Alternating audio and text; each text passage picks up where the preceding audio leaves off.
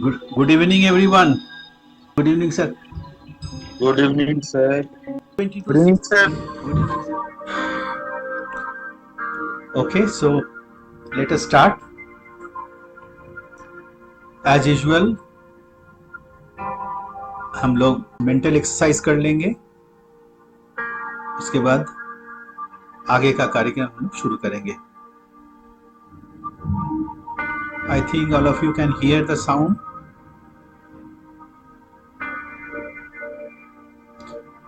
Let us sit straight.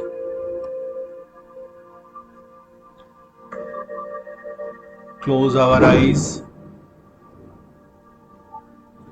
आंख को बंद करेंगे. अपने बैकबोन को स्ट्रेट रखेंगे.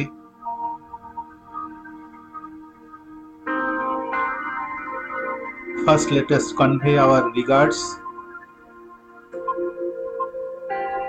to our parents,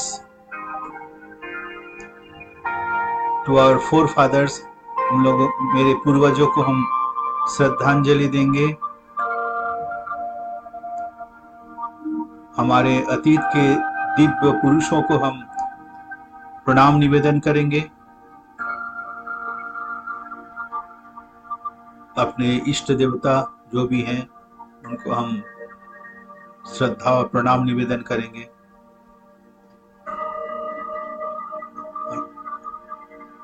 आंखें बंद करके धीरे धीरे मन को दोनों आंखों के बीच लाने का प्रयास करेंगे.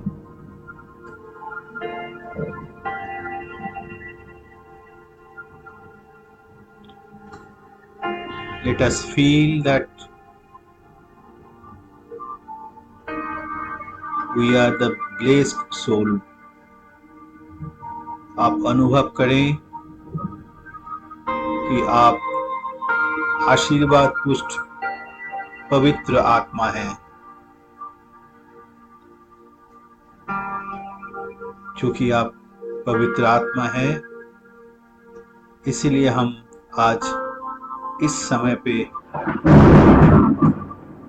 इस सेशन में उपस्थित हुए हैं.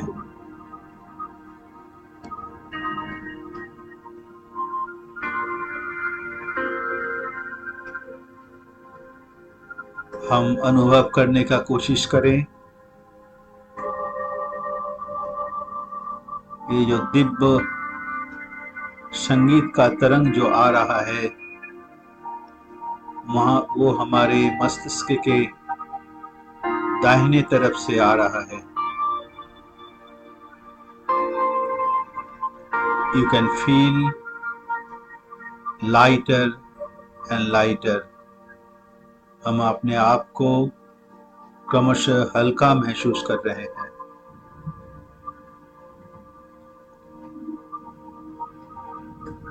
मैं धीरे धीरे सारे प्रवृत्तियों के बंधन से मुक्त हो रहा हूँ. मैं एक असीम शक्ति का स्वरूप हूँ.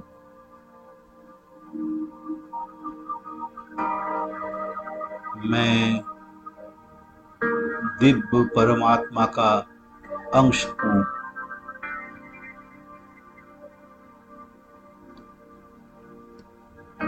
मुझे दुनिया में भेजा गया है विशिष्ट काम करने के लिए.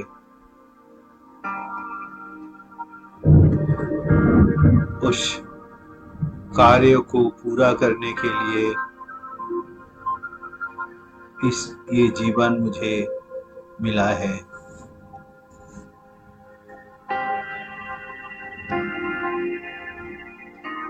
मैं अपने आप को जानना चाहता हूँ. मैं आत्म साक्षात्कार करना चाहता हूँ.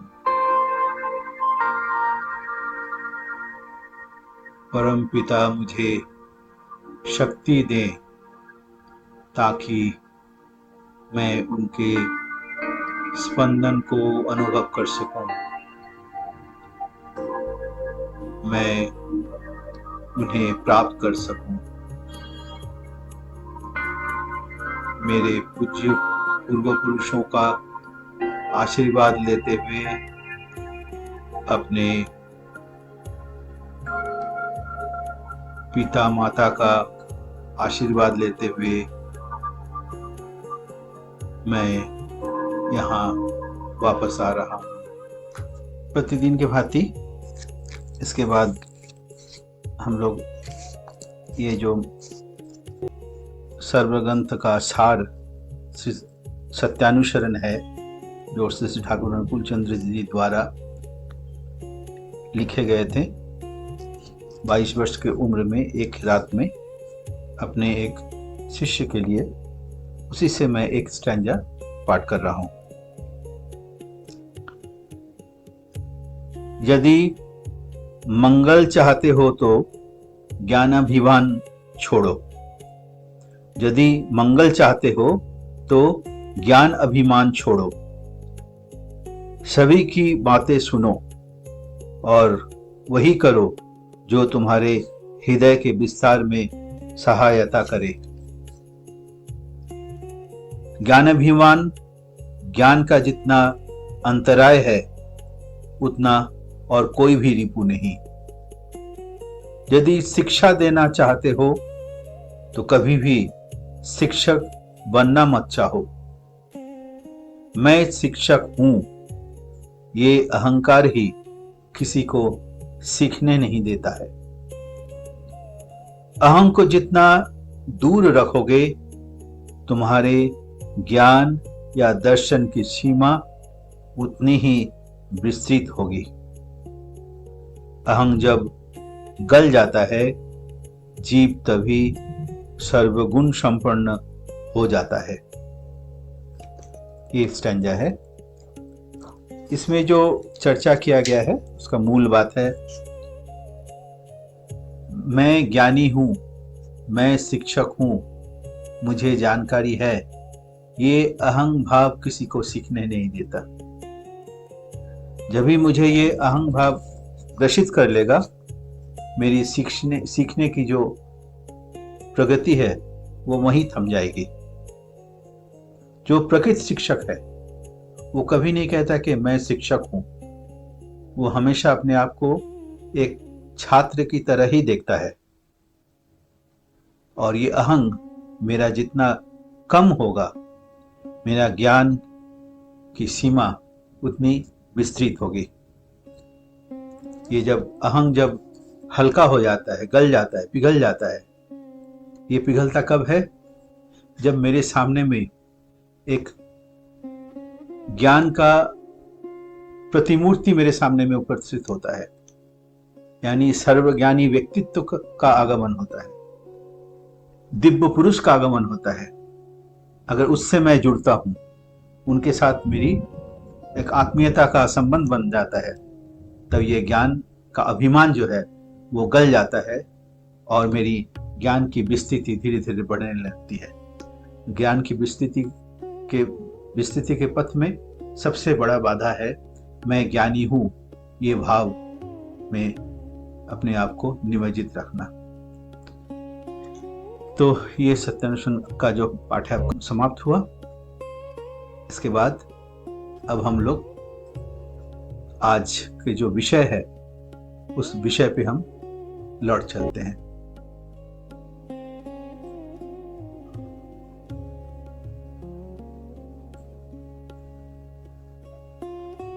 शायद ये सबको दिख रहा होगा ठीक से। आज हम लोग बात करेंगे मन के बारे में। What is mind? ये एक ऐसा जटिल विषय है और इतना महत्वपूर्ण विषय है, इसको जानना आज तक भी संपूर्ण नहीं हो पाया है। क्या ये आर्य भारत में हो या पश्चिमी दुनिया में हो, दोनों में ही इसको पूर्ण रूप से जानकारी आज तक नहीं मिल पाई है। तो उसी जो अप्राप्ति है, जिसकी जानकारी पूर्ण रूप से मिल नहीं है, हम जान नहीं पाए हैं, और दुनिया इस पे बहुत गहरा रिसर्च चला रहा है, गहन खोज में डूबा हुआ है। जितना खोज रहा है उससे परे, उससे आगे और भी दुनिया की नई दुनिया की जो उद्भावन है वो हो रही है। तो आज हम लोग इस सीमित दायरे में इसको समझने का कोशिश करेंगे, आखिर मन है क्या। और इस मन को समझने के लिए और मन को समझने के बाद उससे लाभ क्या होगा, क्यों हम लोग इस विषय को रखे हैं। केवल जानकारी के लिए ये सेशन नहीं है, अथवा इस पूरे कोर्स जो हम लोग कर रहे हैं, आज हम लोग 3rd चैप्टर शुरू करने जा रहे हैं, मन की खोज। तो इस 3rd चैप्टर में जो मन को के बारे में हम लोग जानकारी ले रहे हैं, जानकारी प्राप्त कर रहे हैं, वो केवल जानकारी के लिए नहीं। इसमें हर एक जो भी चैप्टर, ये 12 चैप्टर जो हम लोगों ने कंपाइल किया है, सारा 12 चैप्टर हमारे जीवन के लिए अत्यंत आवश्यक है।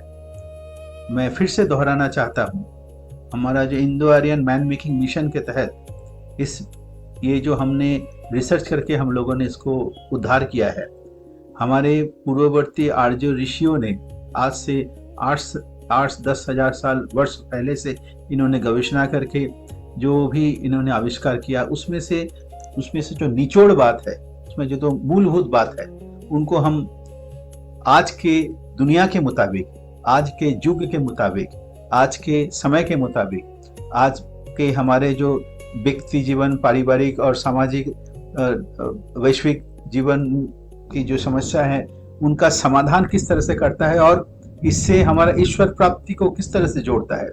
और सारे विषयों को केवल एक धार्मिक और केवल फिलोसॉफिकल दार्शनिक दृष्टि से ही केवल हम लोग नहीं देख रहे हैं, इसको एक वैज्ञानिक दृष्टिकोण से देख रहे हैं कि how much it is essential for our day to day life and in our professional life. तो ये दोनों को हम लोग देखने का कुछ। तो आज का जो विषय है उसको चर्चा करके हम अपने आप को देखने का एक नया नजरिया हम लोग डेवलप कर पाएंगे, नए दृष्टिकोण। ये बहुत व्यापक विषय है, लेकिन उसमें से कुछ विषयों को हमने उठा के लाने का कोशिश किया है, जिसके माध्यम से मैं अपने आप को और हम जिनके साथ जुड़े हुए हैं उनको भी पहचान करने में आसानी होगी। तो एक कहानी से आज की चर्चा को हम लोग शुरू करते हैं।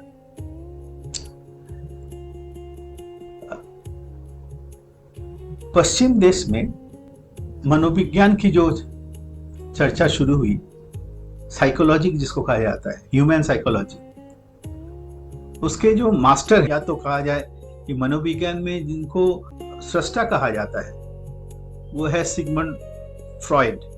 आप नाम सुने होंगे। वो ऑस्ट्रिया के रहने वाले थे, जिनका जन्म 1856 में हुआ था।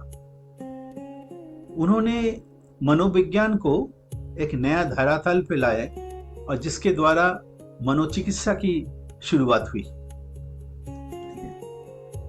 तो उनके जीवन की एक घटना है जहां से उनकी ये मनोविज्ञान के विचार आए। वो एक न्यूरो साइंटिस्ट थे, ऐसा नहीं कि मनोवैज्ञानिक थे, लेकिन मनोविज्ञान उनके ऑब्जर्वेशन से, उनकी दृष्टि से मनोविज्ञान उभर के आया। एक घटना जो उनको बहुत ज्यादा प्रभावित किया था। एक उनके दोस्त थे, डॉक्टर थे, जिनके पास एक पेशेंट आती थी, उनका कुछ समस्या था, डॉक्टर के पास आते थे। उनका समस्या ये था, उनका नाम था एनी। वो डॉक्टर के साथ फ्रॉइड का बहुत दोस्ताना रिश्ता था, बहुत करीबी रिश्ता था, और नियमित रूप से लोग आपस में चर्चा करते थे कि उनकी जो विचार है, उनकी जो भावना है, उनके जो काम है, वो आपस में लोग चर्चा करते थे। तो उनके जो दोस्त था, दोस्त के पास एक एनी करके एक लेडी आती थी, जिनका कुछ समस्या था। समस्या क्या था कि प्राय उनको कभी कभी ऐसा होता था कि जैसे वो कुछ दृष्टि जो ओझल हो जा रही है, दिख नहीं रहा है। कभी कभी ऐसा होता था कि अचानक एक अंदर में एक धड़कन सा महसूस हो रहा है। कभी कभी ऐसा होता था कि उनका हाथ पैर काम नहीं कर रहा है, एक झिंझिनी टाइप की हो रही है, हाथ पैर इनएक्टिव हो जा रहा है, तरह तरह की उसमें व्यवहारिक परिवर्तन दिख रहा है। तो उन्होंने सोचा कि इस पर क्या किया जाए। उनको लगा कि हिस्टीरिया का प्रॉब्लम है, तो उस तरह से वो ट्रीटमेंट करने का कोशिश किए, लेकिन इसमें कोई लाभ नहीं हुआ। तो उनको बीच बीच में बुलाते थे, उनके साथ कोशिश करते थे कि उनकी बातों को उनको सुना जाए, समस्या का हल कैसे किया जाए। तो एक दिन शाम के समय उनको, उस पेशेंट को उनके दोस्त ने बुलाया था, एनी को बुलाया था, और बुला के उसके साथ कुछ बातचीत कर रहे थे, क्या उनके बारे में, उनके जीवन के बारे में। वो बात करते करते उनके पास अपने लाइफ के शुरुआत की दौर पे कुछ विषयों पे वो अपने बारे में कहने लगी। वो कहने लगी कि मेरे पिता काफ़ी बीमार थे और उनको बहुत तकलीफ था। अब समझ लीजिए 1880-85 की बात है। तो बहुत बीमार रहते थे, मुझे उनको सेवा करना पड़ता था, लेकिन बहुत कष्ट से वो चले गए, लेकिन मैं उनको बचा नहीं पाया। इसका बहुत मुझे मन में काफ़ी दुख है, बहुत मलाल है इस चीज़ की। और ये जो बात लेडी ने कहना शुरू किया, और बहुत उनके अंदर में एक आवेग से वो कह रही थी। ठीक है, काफ़ी देर तक वो कहने लगी, और कहने के बाद वो चली गई। अगला दिन जब फिर अगला सेशन जो डॉक्टर के साथ था, तब डॉक्टर ने एक ऑब्जर्व किया कि ये जो समस्या लेके रोज आती थी, आज तो इसमें वो समस्या बहुत कम दिख रही है, ऐसा क्या है। तो उन्होंने इस चीज को गौर किया, नोट किया कि उसमें अंदर ये परिवर्तन आया कैसे, उस बीमारी से उसको सुधार हुआ कैसे। उन्होंने ऑब्जर्व किया, ये जो अपनी कष्ट के बारे में कहने का मौका मिला, कहने के बाद उसके अंदर में कुछ ऐसा परिवर्तन आया जिसके कारण वो जिस कष्ट से वो झेल रही थी, उस कष्ट से उसको निजात मिल गया, कष्ट उनको काफी हद तक कम हो गया। तो ये शायद उपाय हो सकता है। पहली बार उनको नजर में आया कि अगर मन के अंदर जाया जाए, मन की बातों को रखने का मौका मिल जाए, तो इस तरह की बीमारियों से लोगों को मुक्ति दिया जा सकता है। उन्होंने और एक बात कही बातचीत के दौरान, वो कहे कि और एक चीज डॉक्टर ने ऑब्जर्व किया, जब उनको हम सेशन के बाद पानी देने के लिए जाते हैं, पानी पीने, यू ड्रिंक वाटर, क्योंकि काफी देर उनको ट्रीटमेंट हुआ है, कुछ साइकोथेरेपी करने की कोशिश किया गया, उसका जो भी रिजल्ट आया हो, तो जब नॉर्मल हो गई, वो सेशन खत्म हुआ, तो उनको पानी ऑफर किया जाता था। डॉक्टर ने पूछा आप पानी पीजिए, तो जैसे पानी दिया जाता था, वो पानी को एकदम तुरंत डिनाई कर देती थी। ये भी डॉक्टर ने ऑब्जर्व किया था कि ऐसा वो कर रही है। तो ये जो उनको मैंने जो डेवलपमेंट देखा गया, फिर उसको और भी वो अंदर जाने की कोशिश किया डॉक्टर। पानी वाला केस, वो फल का रस पी लेती थी, लेकिन वो पानी नहीं पीती थी, उसको तुरंत वो रिजेक्ट कर देती थी। तो चर्चा के दौरान, बातचीत के दौरान उनको लग गया कि नहीं, बातचीत करने से समस्या का समाधान हो सकता है, बीमारी से उद्धार हो सकता है। तब एक दिन वो उस औरत ने अपने बारे में बताया कि बचपन में मैं अपने दादी के यहाँ जाया करती थी, तो एक दिन वहां से मुझे पानी पीने का ग्लास में पानी दिया गया था पीने के लिए, और वो दादी की जो कुत्ता है वो उस गिलास में मुंह डाल के उसने पानी को पी लिया था। तो मुझे उस समय बहुत गुस्सा आया था। तब से कुत्ता के पास मैं अपना कोई भी खाना नहीं ले जाता, कुछ भी जल्द मैं ऑफर करता नहीं। एक पता नहीं मेरे अंदर में ऐसा एक भावना पैदा हुआ कि कुत्ता को नहीं देना, वो जूठा कर देता है। तब डॉक्टर तुरंत कैच कर लिया कि ये एक कारण हो सकता है, और देखा गया ये कहने के बाद पानी न पीने की जो इच्छा, उनके प्रवृत्ति उनके उस औरत में थी, वो काफी हद तक कम हो गया। तो यहां से ये जो घटना है, ये सारा चीज वो नैरेट करते थे फ्रॉइड को। तो फ्रॉइड ने यहां से साइको एनालिसिस का एक तरीका उन्होंने ढूंढा कि लोगों के मन के अंदर ऐसी कुछ भावनाएं रहती है, जिन भावनाओं के जरिए वो तरह तरह की हरकतें करते हैं। और ये हरकत केवल मानसिक हरकत ही नहीं है, व्यवहारिक हरकतें नहीं है। हरकत मतलब जो उनके लिए असुविधाजनक है, ये व्यवहारिक हरकतें नहीं, मानसिक हरकतें नहीं, बोलचाल की हरकतें नहीं। इसके कारण बहुत सारी शारीरिक बीमारी भी होती है। तो बहुत सारी शारीरिक बीमारी, मानसिक बीमारी, व्यवहारिक बीमारी और एक्शन में जो अनएडजस्टमेंट, डिसऑर्डर्ड बिहेवियर, इस सारे के पीछे मन के अंदर में कुछ ऐसी बातें हैं जो उसको लिए जिम्मेदार है।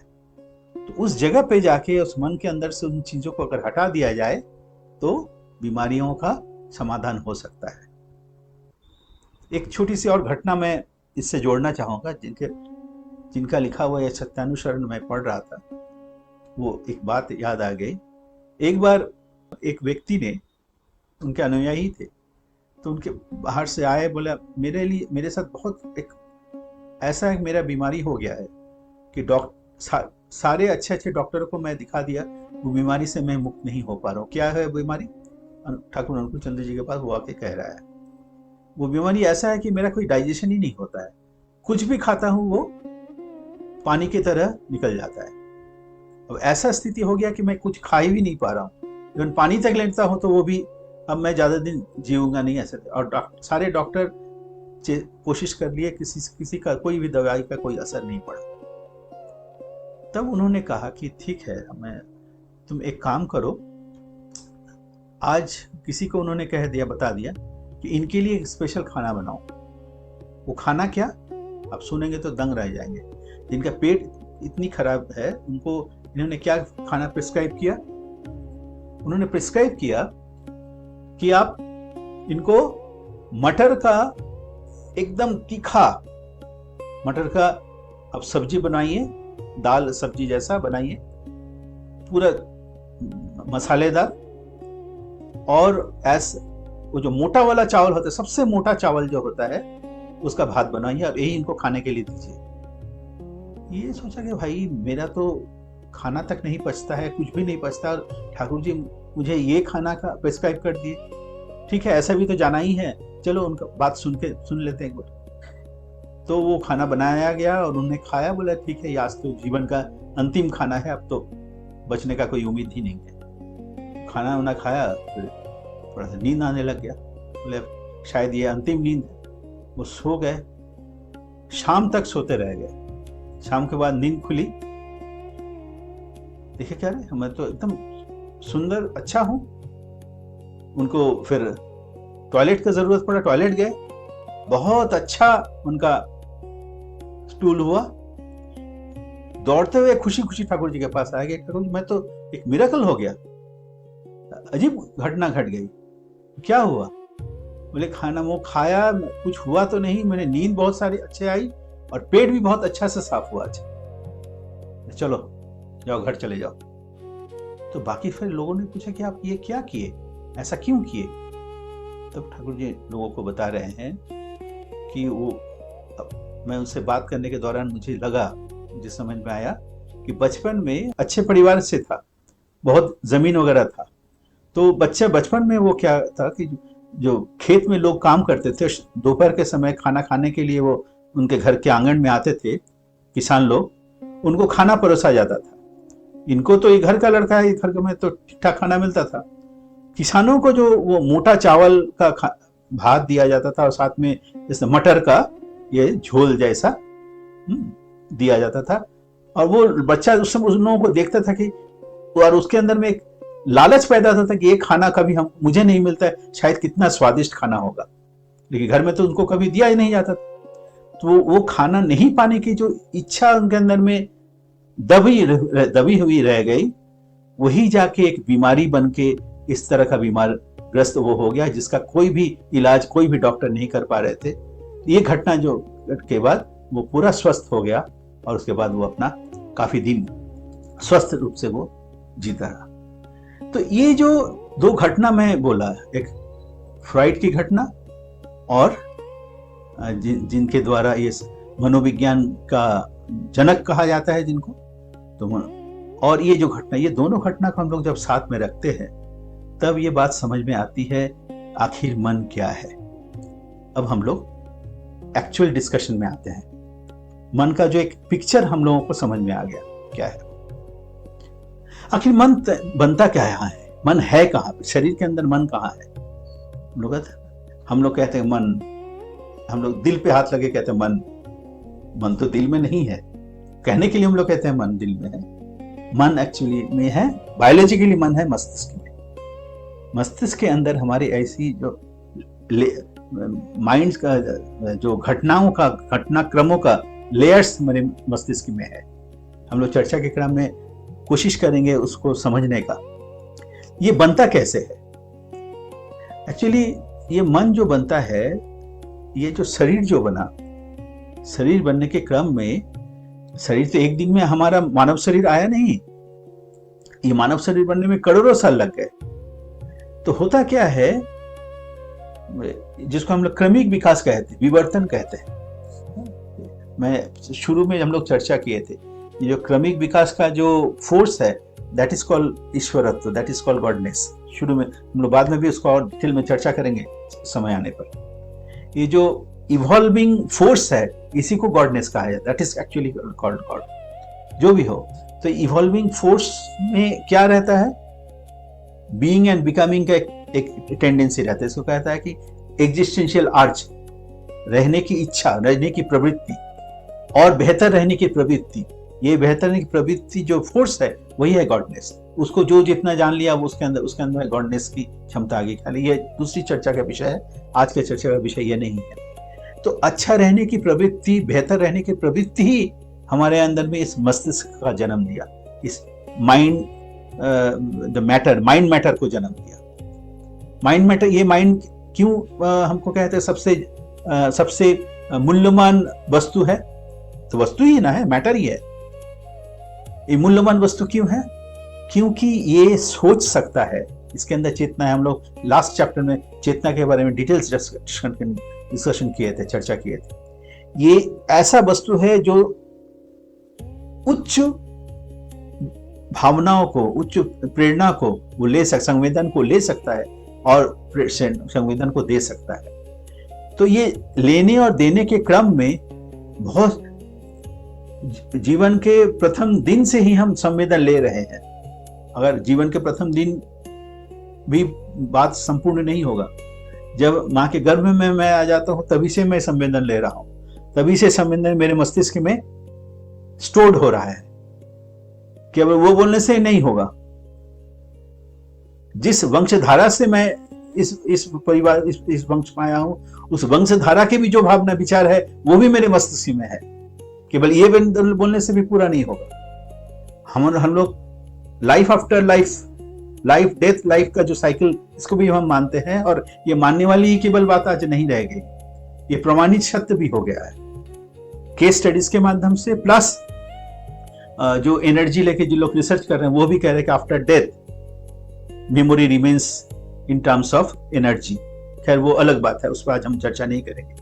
तो ये सारा स्थिति जो है मेरे मन में, मेरे अंदर में है। और जन्म के बाद जो भावना, जो संवेदन बाहर से मेरे अंदर में आ रहा है, वो मेरे मस्तिष्क में स्थायी रूप से जगह बना दे रहा है। तो ये इसी को हम लोग, अब ये भावना, इस जब हम सक्रिय होते हैं तो वो भावना ही मुझे गाइड करती है। वही है मन, जो एक एक भावना मन के अंदर में, मस्तिष्क के अंदर में एक एक लेयर बनाते हैं। वो series of layers of ideas मेरे अंदर में बना हुआ है। वो आइडिया, जब आइडिया के आधार पर जब बाहर से कोई भावना आती है, आइडिया हमारा जो बना हुआ है उसी हिसाब से हम व्यवहार करते हैं। एक्चुअली दैट इज कॉल्ड मन। आज मेरा मन बहुत खराब है, आज मेरा मन बहुत प्रफुल्ल है, ऐसा हम लोग कहते हैं। इसका मतलब क्या है? आज मेरा मन बहुत दुखी है। इसका मतलब है बाहर से जो प्रेरणा आई और मेरे अंदर में जो भावना का जो स्तर है, वो दोनों एक दूसरे के साथ जब संघात होता है, उसमें से जो उभर के आता है वो मेरे अस्तित्व के लिए बहुत अनुकूल नहीं है। तब मुझे दुख होता है, मैं दुखी महसूस करता हूँ, मेरा मन दुखी हो जाता है। मेरा मन प्रफुल्ल कब होता है? बाहर से जो भावना मेरे अंदर में आया और मेरी सिस्टम उसको जिस तरह से लिया और वो मेरे अस्तित्व के अनुकूल अगर होगा तो मैं अपने आप को प्रफुल्लित महसूस करूंगा। इस तरह से मन की जो क्रिया है वो क्रियाशील होती है, मन के अंदर में वो भावना सक्रिय रहता है। मन का अगर डेफिनेशन कहा जाए तो यही है मन का डेफिनेशन। अब मन के अंदर हम लोग जाने का कोशिश करते हैं। बहुत सारे अनएक्सप्रेस्ड आइडिया मन के अंदर में संजोए हम लोग रहते हैं। बहुत सारी भावनाएं हैं, अनंत है ये। उतना खोज करना एक समुद्र मंथन करने की जैसे बात। एक्चुअली समुद्र मंथन जो है वो यही था। समुद्र मंथन अगर किया जाए, माने मन समुद्र को मंथन किया जाए, उसमें से अमृत भी निकल के आएगा और विष भी निकल के आएगा। एक्चुअली समुद्र मंथन के जो बात कहा जाता है वो मस्तिष्क का, इसको अगर घुटने से, इसको अगर उसमें अगर मेडिटेट किया जाए, उसमें से अमृत भी निकल के आता है। देवता लोग अमृत को लिए और जो देवता नहीं है वो विष को लिए, अमृत को लिए। इसमें से अच्छाई जो विचार आए उसको जिन्होंने ग्रहण किया वो उसको देवता कहा जाता है। उसको लेने की उसकी योग्यता थी, और जिन्होंने उसको नहीं ले पाए वो उनके अंदर योग्यता नहीं थी। खैर वो अलग बात है। तो ये मन के अंदर बहुत सारे अव्यक्त भावनाएं जीवित रहती है। वो क्या है? जैसे अचानक मैं, मान लीजिए किसी के साथ अचानक मेरे अंदर गुस्सा आया, किसी के साथ बहुत मिसबिहेव कर लिया, हाँ, और मिसबिहेव करने के बाद कुछ देर के बाद या कुछ दिनों के बाद मेरे अंदर रिग्रेट फील हुआ कि आखिर मैं क्यों किया ऐसा, तो मैं नहीं हूं, मैंने किया क्यों, ऐसा तो होना नहीं चाहिए था। चलो इसको हम समाधान करने का कोशिश करते हैं, ऐसा आगे हम नहीं करेंगे। ये जो अचानक हुआ, ये अचानक नहीं हुआ, ये मेरे मन के किसी स्तर में पहले से ही था। हो सकता है मेरे जानकारी में वो नहीं हो, लेकिन वो कहीं ना कहीं है, उसका वो कभी प्रकाशित हुआ नहीं, या मेरे मन में कभी ऐसी कोई घटना मेरे साथ घटी थी बचपन में, किसी समय में, वो मैं भूल गया हूं। मतलब मेरा चेतन सत्ता उसको देख नहीं पा रहा है, लेकिन मन के किसी गहराई में वो छुपा हुआ है। किसी विशेष परिस्थिति में वो उभर के आया और मुझे प्रभावित किया। मैं ऐसा व्यवहार कर लिया, और उसके बाद मैं सोच रहा हूँ आखिर मैं ऐसा किया क्यों, ऐसा तो मेरा होना नहीं चाहिए था। तो ये सब ऐसी अव्यक्त इच्छाएं अंदर में दबी रहती है, जो कभी कभी हमें इच्छा के विरुद्ध हमें काम करने में मजबूर कर देता है। और होता क्या है, ये जो हम लोग मिसबिहेव करते हैं, जो अनएक्सपेक्टेड बिहेवियर हम करते हैं, क्रोध हो गया, कभी लोभ के वशवर्ती होके ऑफिस से कोई ऐसा ही सामान नहीं लेके घर में आ गया, वैसे हमको जरूरत नहीं है, लेकिन मैं उठा के लेके आ गया किसी को बिना बोले। कभी भी जरूरत पड़ता तो किसी को बोल के मैं लाया तो वो अलग बात, उसको तो ठीक है, लेकिन बिना बोले मैं उठा के लेके आ गया। बाद में मैं सोचा कि आखिर लाया क्यों, ऐसा तो मुझे लाना नहीं चाहिए था। हो सकता है कभी किसी चीज को पाने की इच्छा मेरे अंदर में थी, मैं उसको पाया नहीं था, फिर मैं उसको भूल गया कि चलो नहीं पाया। लेकिन वो अव्यक्त जो इच्छाएं हैं, वो अचानक किसी परिस्थिति में, किसी परिवेश में मुझे वो अव्यक्त इच्छा मुझे प्रभावित किया और मुझे मजबूर किया उस चीज को ले जाने में, मतलब चोरी करने में, और मैं चोरी करके घर में लाया। फिर ये जो चोरी करके लाया मैं, ये तो गलती किया, फिर बाद में एहसास हुआ ये सही नहीं है। अब इसको मैं ढकने के लिए, इसको सपोर्ट करने के लिए, इस गलती को सपोर्ट करने के लिए मैं तरह तरह की बात करूंगा। अरे ऑफिस में तो बहुत ऐसा पड़ा हुआ है, मैं ऐसे ही लेके आया, इसमें क्या हानि है, कितने लोग कितने ले जाते हैं, मैं एक को लेके आया। इस तरह से उस गलती को मैं ढकने का कोशिश करूंगा, ना कि उस गलती को सुधारने के क्रम में मैं इसको फिर वापस रख के, नहीं ये गलती हुई है हमसे, ऐसा नहीं होना चाहिए, मैं फिर वापस उस जगह पे रख के आया और दूसरे के पास जाके मैं कहा कि मैं इसको लेके आया था, फिर मैं वापस कर दिया, तब जाके उसका समाधान होता। लेकिन ऐसे प्राय हम लोग नहीं करते, और उसको हम उस गलती को फिर और भी शक्तिशाली बना देते हैं और बड़ा किसी काम करने में कभी हमको मजबूर कर देगा। हो सकता है कि किसी के पैसा ही मैं उठा के ले आऊं अनजाने में, लेकिन वो अनजाने में नहीं, अनजाने में जानने से, जानना भी अनजाना के रूप में मेरे अंदर में काम कर रहा है। मैं किया हूं वो मेरे अंदर में है। इसको हम पहचान करेंगे कैसे? तो मन के विभिन्न स्तर को हमको थोड़ा समझना पड़ेगा। 3-4 स्तर में इसको बांटा गया है, जिसको हम कहते हैं कॉन्शियस माइंड, जिसको हम लोग चेतन सत्ता। जैसे मैं आपके साथ बात कर रहा हूं, ये कॉन्शियस माइंड है। उसका बाद आता है अवचेतन, सबकॉन्शियस माइंड। तो ये सबकॉन्शियस माइंड मीन्स जैसे मैं ये घटना को आपके सामने में भी कहा ना कि ये जो फ्रॉइड के साथ जो घटना घटी थी, जिसके कारण फ्रॉइड एक मनोवैज्ञानिक बने, जो घटना से उनको मन में ये विचार आए कि ये इस तरह से हम लोग मनोविज्ञान जो है वो एक शास्त्र के रूप में उभर के आया। या इसका मतलब ये कहानी मुझे मालूम था, मुझे जब जरूरत पड़ा मैं उस कहानी को आपके सामने में रख पाया।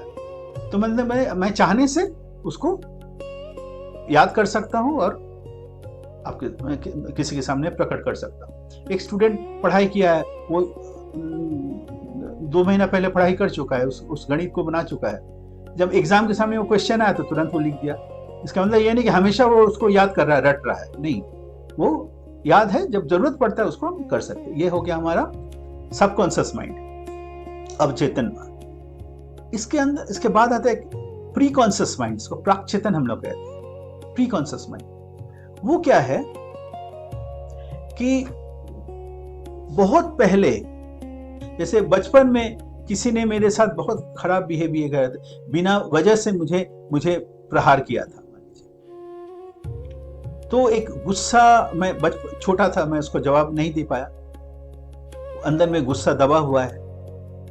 और धीरे धीरे समय के क्रम में 30-40 साल बीत गया, मैं उसको भूल गया। मैं सोच रहा हूं भूल गया, लेकिन मैं एक्चुअली भूला नहीं हूं। मन नहीं भूला है, मस्तिष्क नहीं भूला है।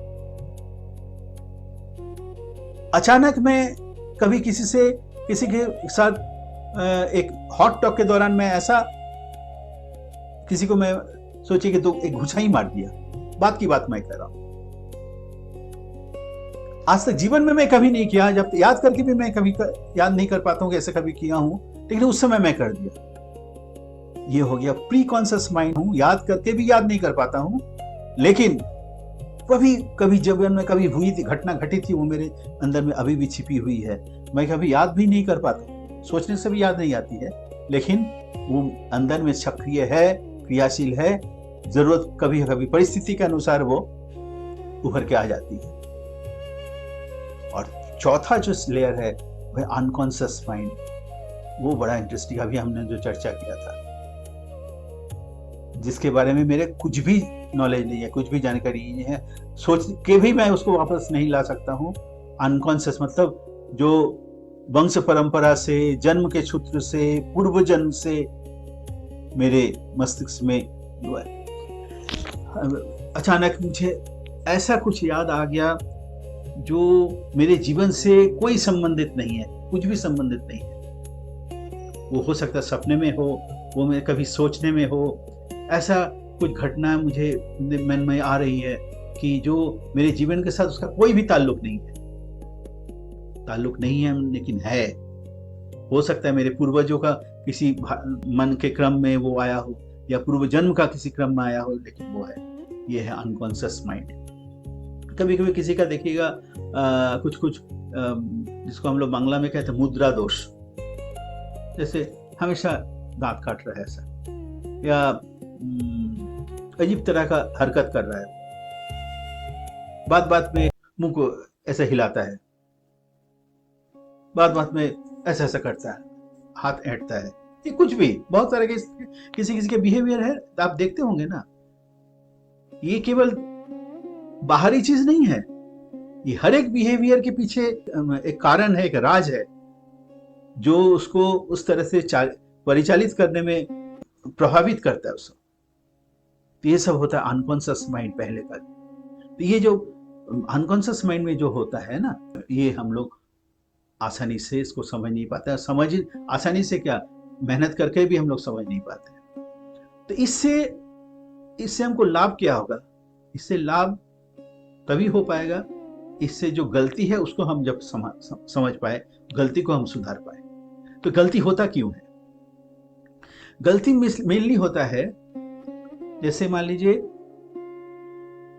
हम पारिवारिक मेरा एक शिक्षा है, पारिवारिक संस्कृति है, पढ़ाई लिखाई हमने किया है, पुस्तक आदि हमने पाठ किया है। ये करते करते मेरे अंदर में एक पर्सनालिटी डेवलप किया है।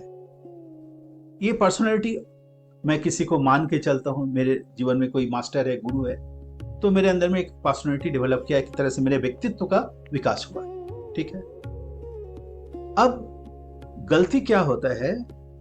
अब मेरे अव्यक्त मन में, सबकॉन्शियस माइंड में, प्री कॉन्शियस माइंड में, अनकॉन्शियस माइंड में ऐसी कुछ हरकतें हैं जो मुझे अचानक प्रेरित कर रही है कुछ व्यवहार करने में। जैसे मैंने कहा कि बिना बोले किसी की चीज उठा के लाना, किसी के साथ खराब व्यवहार करना, किसी औरत के प्रति खराब दृष्टि रखना, ये जो मिसबिहेवियर है, ये अन्याय एक तरह से है। तो ये अन्याय कहीं से मुझे प्रेरित कर रहा है अन्याय करने में, और इधर हमारा व्यक्तित्व है जिसको हमने अपने आप को तैयार किया है। एक होता है दैव, एक है पुरुषकार। दैव मतलब जो बाहर पहले से आया है, और एक पुरुषकार मैंने व्यवहार से हमने जो अपने आप को तैयार किया है। तो ये दोनों में संघर्ष लगता है, हम ये करूं या करूं, वो मुझे प्रभावित कर रहा है, मैं अपने व्यक्तित्व से उसको प्रतिरोध करने का कोशिश करूं या उसको नियंत्रण करने का कोशिश करूं। ये जो द्वंद्व जब का कोई समाधान नहीं होता है, तब जाके हमसे गलती होने लगती है। फॉर एग्जाम्पल, मैं किसी के घर में गया, निकलने के समय में मोबाइल छोड़ के आ गया, फिर मोबाइल खोल कहाँ है, क्या है, रास्ते में गिर गया, याद ही नहीं पड़ रहा कहाँ मैं छोड़ के आया। छोटी सी घटना है, प्राय हम लोगों के साथ होती है। ये सब होती है इस तरह की छोटी छोटी द्वंद्व के कारण। मैं किसी को कमिट किया था कि आज मुझे आपके पास जाना है, मैं आपसे मिलूंगा, लेकिन जब जाने का वक्त आ गया तब मुझे और कुछ काम याद आ गया, मैं उधर चला गया। बाद में रात में लौट के आया, अरे उन्होंने मुझे फोन किया कि आप, मैं इंतजार करता रह पाए, अरे तब याद आ रही आपके यहाँ जाना था तो मैं गया क्यों नहीं, गलती हमसे हो गई।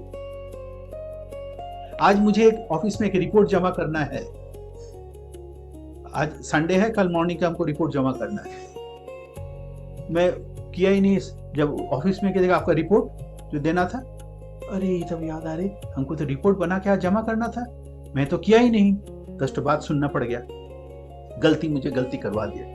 ये जो अपना पर्सनालिटी और उनके साथ इस तरह का जो द्वंद्व होता है, उसको हम समाधान नहीं कर पाते हैं, उसको नियंत्रित नहीं कर पाते हैं। इस तरह के भावना से मानसिक एक तरह से कॉम्प्लेक्स है, जिसके कारण हमारा ये इस तरह की गलतियां होती है। बस गलती का निजात पाने का उपाय है, जो विचार जो आ रही है उसको ठीक से समाधान करना, जिसपे हम जाके अभी चर्चा करेंगे बहुत जल्दी। हम समय जो बहुत ज्यादा नहीं लेंगे, थोड़ा सा शॉर्ट में आने का कोशिश करते हैं। तो इसको नियंत्रण करने का क्या उपाय है? और फिर हम लोग क्या होता है कि हम लोग नियंत्रण के बजाय इसको हम निरोध कर लेते हैं। जैसे मान लीजिए सेक्सुअल कॉम्प्लेक्स एक कॉमन फैक्टर है, किसी भी ह्यूमन बीइंग के लिए सेक्सुअल कॉम्प्लेक्स काम करेगा। अब इसको निरोध करना और नियंत्रण करना, दोनों में आसमान जमीन का फर्क है। बहुत आप लोग ऐसे देखेंगे कि निरोध का फल क्या होता है और उसको नियंत्रण का फल क्या होता है। निरोध का फल क्या होता है? इस तरह की जो प्रेरणा को जब कोई किसी को बलपूर्वक रोकने का कोशिश करता है, नहीं मैं ब्रह्मचारी बन गया, मैं बात कर रहा हूँ, मैं एक्चुअल ब्रह्मचारी को मैं नहीं बोल रहा हूँ। इस तरह की भावना मन में आ रही है, नहीं मुझे ब्रह्मचारी बनना है, मैं उधर मैं ध्यान नहीं दूंगा। ये लेकिन एक तरह से निरोध हो गया, नियंत्रण नहीं हुआ। अधिकांश क्षेत्र में से निरोध हो जाता है। अब वो जाके एक तो सन्यासी का कपड़ा वपड़ा पहन के घूम रहा है, एक्चुअली क्या उसमें वो जो तंग आ रहा है इस तरह की विचार से, इस तरह की भावना से, ऐसी प्रेरणा से, सेक्सुअल डिजायर से, वो जो तंग आ रहा है, अपने तंग से बचने के लिए, उस तंगाई से बचने के लिए, वो कष्ट को झेलने का क्षमता उसके अंदर नहीं है, उससे वो बचने के लिए एक सन्यासी का वेश धारण करके घूम रहा है। ठीक है, वो सन्यासी का काम कर रहा है, ऊपर से वो सब कुछ ठीक है, लेकिन वो सन्यासी बनने के पीछे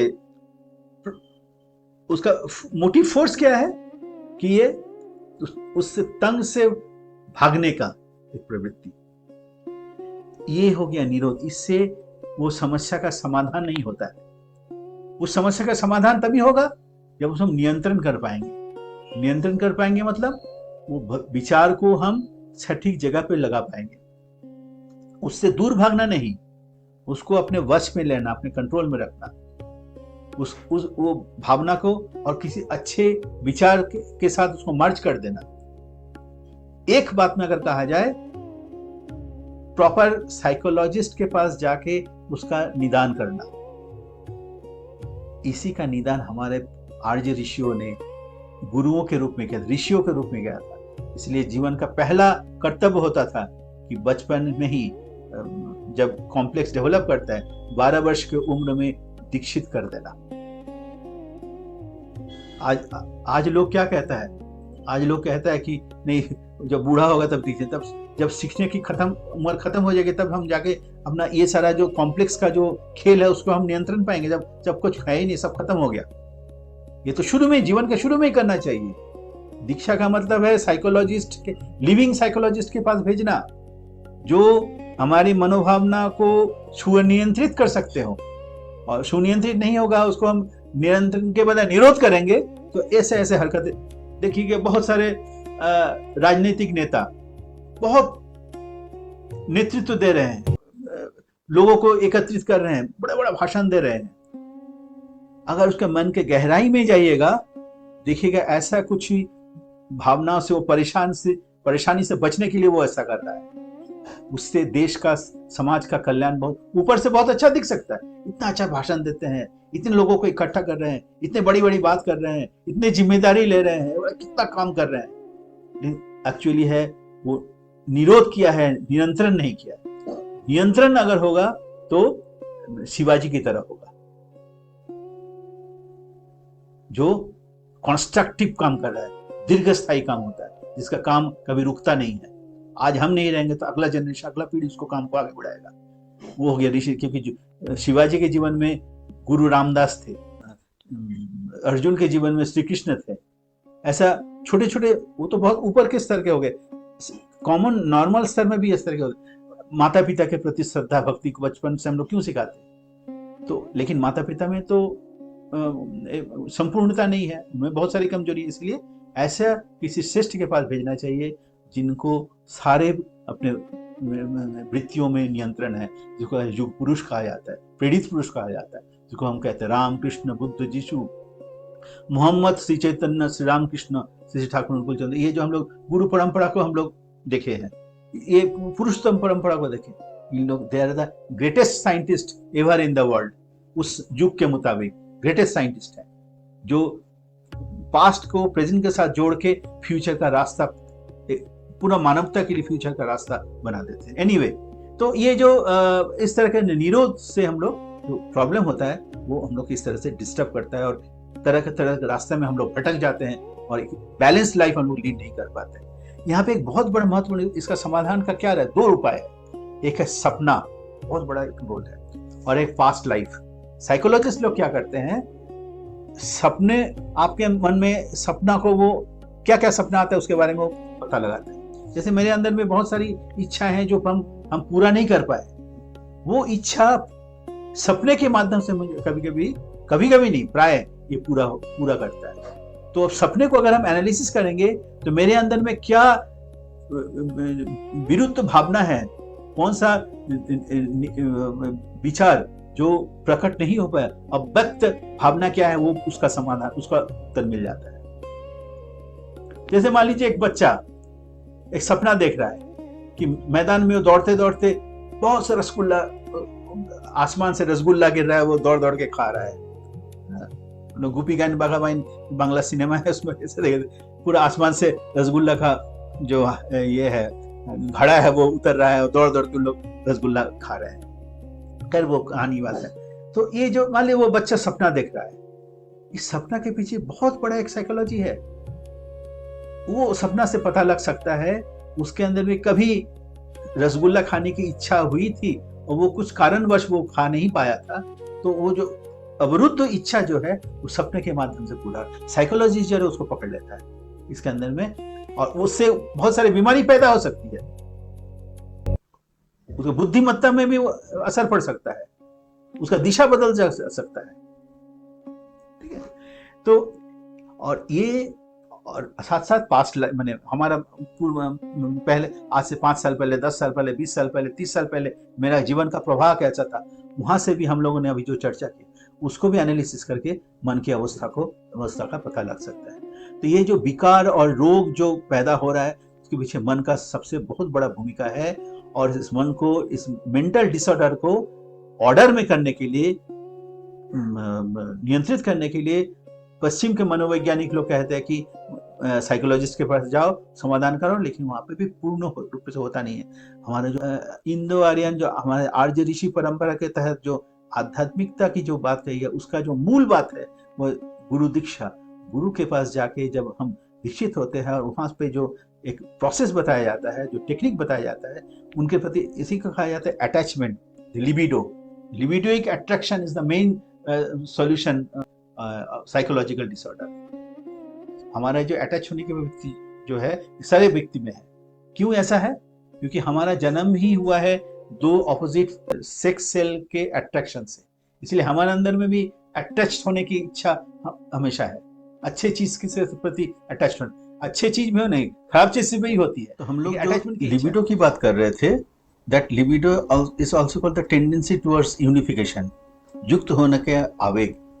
हमारा शास्त्र में इसको कहा जाता है ईश्वर से युक्त होने की इच्छा, वही है जीवन का उद्देश्य। एक्चुअली जहाँ हमारा, जिससे हमारी सृष्टि हुई है उसको हम समझना चाहते हैं, उसको पाना चाहते हैं, उससे हम एकात्मता का अनुभव करना चाहते हैं। तो ये जो हमारा जो शरीर जो बना है वो दो, हमने पहले भी चर्चा की, दो ऑपोजिट सेक्स के अट्रैक्शन से बना है। ये जो इसी से ये जो अट्रैक्शन है, ये अट्रैक्शन का जो कैरेक्टर हमारे अंदर में भी रहता है, तो इसीलिए वो हमेशा वो हमारा प्रगति के लिए, हमारी उन्नति के लिए, हमारे अस्तित्व के लिए वो बहुत इफेक्टिव होता है, वो काम करता है। तब ये जब ये शरीर बनता है उसमें दो चीज आती है, एक है इंस्टिंक्ट जिसको हम कहते हैं वैशिष्ट, और एक है टेम्परामेंट जो हमारा झोंक, काम करने की प्रवृत्ति, किस तरह से मैं उस काम को करूँ, वो कैरेक्टर। तो इंस्टिंक्ट एंड टेम्परामेंट ये दो एक ह्यूमन बीइंग का बेसिक थिंग होता है, और इसको कहा जाता है जीवात्मा। तो ये इंस्टिंक्ट और टेम्परामेंट के आपसी संघात के साथ इसे हमारा कॉम्प्लेक्स डेवलप करता है, विभिन्न, जिसको हम लोग आमतौर पे काम, क्रोध, मन, मोह, लोभ, मात्सर्य कहते हैं। हमारा सारा बिहेवियर, दुनिया के जितने भी तमाम लोग हैं उनका जो बिहेवियर, कैरेक्टर, कहने की, बोलने की तरीका, सारा चीज ये 5 इंद्रियों के विभिन्न प्रकाश है, जिसको हम लोग आमतौर पे काम, क्रोध, मद, मोह, लोभ, मात्सर्य कहते हैं। तो ये हमारा कॉम्प्लेक्स है, ये कॉम्प्लेक्स इसी के दौरान डेवलप करता है हमारे इंस्टिंक्ट और टेम्परामेंट का आपसी संघात से। तो इसी की तरह से जब हमारा बॉडी बिल्डअप होता है, बॉडी डेवलप करता है, उसमें ये कॉम्प्लेक्स है वो स्थायी रूप से रह जाते हैं। किसी भी बॉडी में ये 4 चीजें, आहार, निद्रा, भय, मैथुन। आहार मतलब खाद्य की जरूरत है एग्जिस्टेंस के लिए, निद्रा एग्जिस्टेंस को बनाए रखने के लिए रेस्ट की जरूरत है, निद्रा की जरूरत है। भय एग्जिस्टेंस को रक्षा करने की जो तमन्ना है, उससे एक डर भी रहता है कि कहीं हमारा एग्जिस्टेंस समाप्त ना हो जाए। और मैथुन एग्जिस्टेंस को और मल्टीप्लाई करने के लिए हम अपने आप को, अपने को रिप्रोड्यूस करके अपने एग्जिस्टेंस को बनाए रखना चाहते हैं। तो इसीलिए आहार, निद्रा, भय, मैथुन ये हर एक जीव के अंदर रहता है।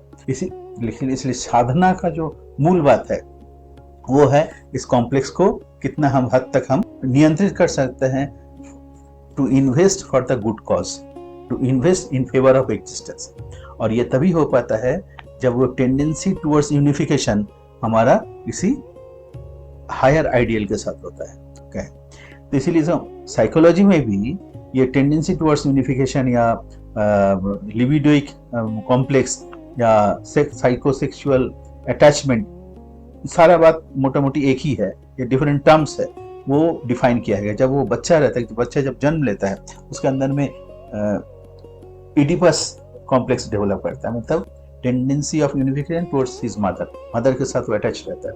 जब वो थोड़ा और बताए नार्सिसस कॉम्प्लेक्स उसके अंदर डेवलप, ये सब साइकोलॉजिस्ट का डेफिनेशन है। फिर भी वो यूनिफिकेशन टेंडेंसी टुवर्ड्स यूनिफिकेशन वो है, वो भी एक कॉम्प्लेक्स है। तो Narcissus is love towards himself, अपने प्रति प्यार, अपने को अच्छा दिखाना, अपने को प्यार करना, अपने को पसंद करना। उसके बाद आता है होमोसेक्सुअल कॉम्प्लेक्स, अपने दोस्तों के साथ मिलना, हम उम्र के साथ मिलना, जो बॉयज है वो बॉयज के साथ मिलना, जो गर्ल्स है गर्ल्स के साथ मिलना। और उससे भी जब बड़ा होता है पूर्णता आती है, शारीरिक मानसिक पूर्णता आती है, जब ऑपोजिट सेक्स के साथ उसको जाता है हेटेरोसेक्सुअल कॉम्प्लेक्स। तो ये यूनिफिकेशन का जो टेंडेंसी लाइफ लॉन्ग रहता है, वो साइकोलॉजिस्ट भी बोल रहा है और शास्त्र में भी बोल रहा है, तो विज्ञान भी बोल रहा है और दर्शन भी बोल रहा है। तो इसको जरूरत है to invest this unification tendency of unification, libidoic attraction towards the right process. That is the only way of liberation, पूर्ण मुक्ति जिसको कहते हैं। मुक्ति मतलब कॉम्प्लेक्स के ऊपर पूर्ण आधिपत्य प्राप्त करना, जिससे कि वो कॉम्प्लेक्स का सेवा नहीं करके हमारा अस्तित्व के अनुकूल में वो सेवादान करे, हमारे वृद्धि के लिए वो सेवादान करे। तो हमारे अंदर में पूर्ण विकास की संभावना खुल जाएगी। तो हमारा क्या हो गया, अवरुद्ध जो प्रवृत्तियां हैं, जो मन की जो अंदर की जो ग्लानि है, कहाँ कब से कौन कौन युग से मेरे अंदर में जमा हुआ है, वो सब का समाधान होगा, वो सब नियंत्रित होगा, और जो गलत चीज है वो उभर के सफाई हो जाएगा, और उसका जो सुनियंत्रण से हमारा जो दिशा जो है वो सही दिशा में जाएगा। हमसे गलतियां धीरे धीरे कम होने लगेगी, और इसी से हमारा जो जीवन का जो रास्ता है वो सही दिशा में जाएगा, हमारा भाग्य बदल जाएगा, हमारा ग्रह दोष खत्म हो जाएगा। और यही उपाय हमारे आर्य ऋषियों ने बताए थे। इसलिए हम जो हमारा आर्य परंपरा के आधार पे जो आध्यात्मिकता है, उसी का एक वेस्टर्नाइज्ड फॉर्म है साइकोलॉजी। वो उसमें भी पूर्णता नहीं है, ये उसका एक अलग रूप है। वो अगर दोनों को हम लोग साथ में लाते तो उसी का हम लोग उसी दिशा में हम लोग काम करते, साथ में लाके एक नया विचार जो हमारे बीच में उभर के आया है, उसी को हम लोग इस क्वेस्ट ऑफ लाइफ क्लासेस के माध्यम से लोगों के पास लाने का प्रयास कर रहे हैं। आज का चर्चा हम लोग यही समाप्त करते हैं। और भी बहुत सारे विषय, क्योंकि इतना समय लेके चर्चा करना संभव नहीं है, तो आज का ये चर्चा का जो क्रम है यही समाप्त करते हैं। और हम लोग अगले चरण में चैप्टर 4 पे, जिसका शीर्षक रहेगा ईश्वर एक, धर्म एक, प्रेरित पुरुषगण एक ही के मार्गदर्शक, इस पे हम लोग अगला कड़ी में अगले संडे में चर्चा करेंगे। उम्मीद है आप सभी लोग उस चर्चा में शामिल होंगे। और इस विषय में आज की जो चर्चा है वो गंभीर विषय है, इसको समझना बहुत आसान नहीं है, बहुत ही कठिन विषय है, लेकिन हम अपने तरफ से जितना हो सके इसको सामने लाने का प्रयास किए। इसमें अगर कोई सवाल आपका होगा तो व्हाट्सएप के माध्यम से भी कर सकते हैं, हम लोग इस सवालों का जवाब देने का प्रयास करेंगे। आज का सेशन हम लोग यही समाप्त करते हैं। Thank you very much. नमस्कार। Thank you, sir. किसी दूसरे Thank you, sir. One more session in the next Sunday. हम लोग जो दूसरे चैप्टर में चर्चा करेंगे ना, उसमें जो बाकी कुछ जो विषय छूट गया है वो अपने आप हम उसको इंक्लूड करते हैं। कैसे समराइज करके कोई विषय छूटा नहीं है, समराइज मैंने कर दिया हूँ, लेकिन कुछ विषय को डिटेल चर्चा करने से हम नहीं गए, उसको हम संक्षेप में चर्चा की। मैसेज में आप लोग बता रहे हैं। ठीक है, चलिए, thank you very much. Good night. फिर मिलेंगे।